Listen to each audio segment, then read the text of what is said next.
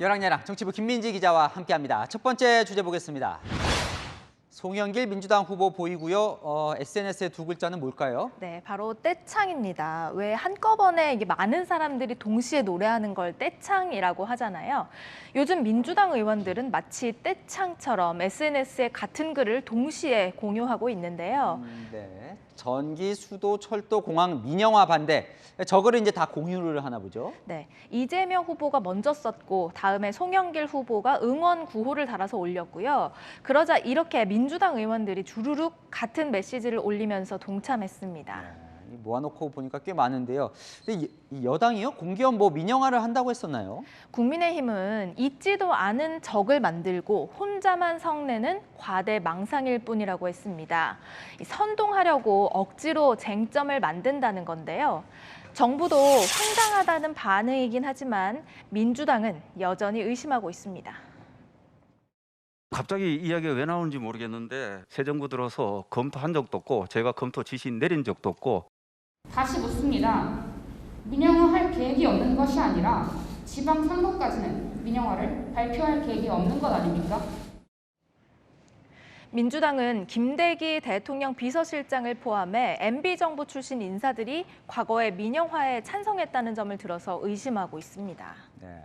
SNS 떼창을 한다는 건 여론전에 좀 효과가 있다 이렇게 보나 보죠. 네, 의원들은요, 이 강변북로, 올림픽대로 지하화 같은 송영길 후보의 공약을 주르륵 홍보하는가 하면 일본의 언론 보도를 인용해서 윤석열 정부가 일본의 오염수 방출을 반대하지 않는다는 내용의 릴레이 글로 여론전에 나섰는데요.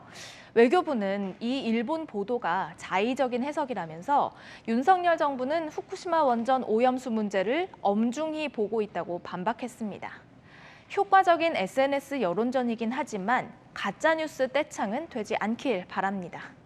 네, 다음 주제 보겠습니다.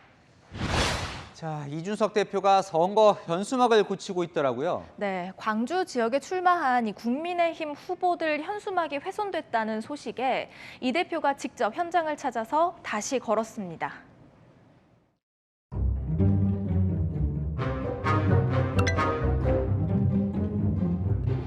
후보 현수막이 고의로 훼손된 상황이 있다는 얘기를 나오는 것 같습니다. 새로운 현수막을 다시 달아서 저희가 의지의 변환 역성을 보여주는 국민의 힘이 되도록 하겠습니다.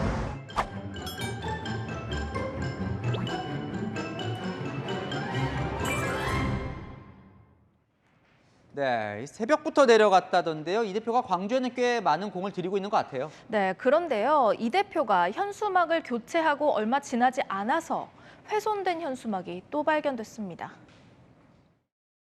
솔직히 이 대표가 와가지고 직접 달아주고 기사 나가는 거 저에게는 홍보 효과가 될 수도 있겠지만은 솔직히 전 창피합니다.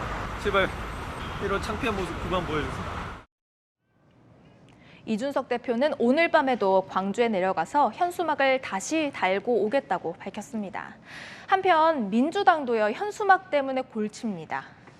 이재명이 다 했다. 어디 걸린 건지 짐작은 되네요. 네, 인천 계양을 이재명 후보 선거 사무실 앞인데요. 가지치기로 논란이 됐던 나무에 이 후보의 이름을 활용한 조롱하는 현수막을 건 겁니다.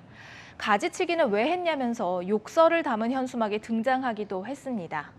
특정 후보를 지지하지 않는다고 현수막을 찢거나 욕을 걸어놓는 건 옳지 않겠죠. 선은 지켜야겠습니다. 네, 방금 전 이제 속보가 들어왔는데요. 저 한덕수 국무총리 후보자 인준 동의안이 이제 결국 가결이 됐는데 임명된 지 47일 만이죠. 찬성 208표로 가결됐다는 소식 전해드리겠습니다. 지금까지 열왕야랑이었습니다.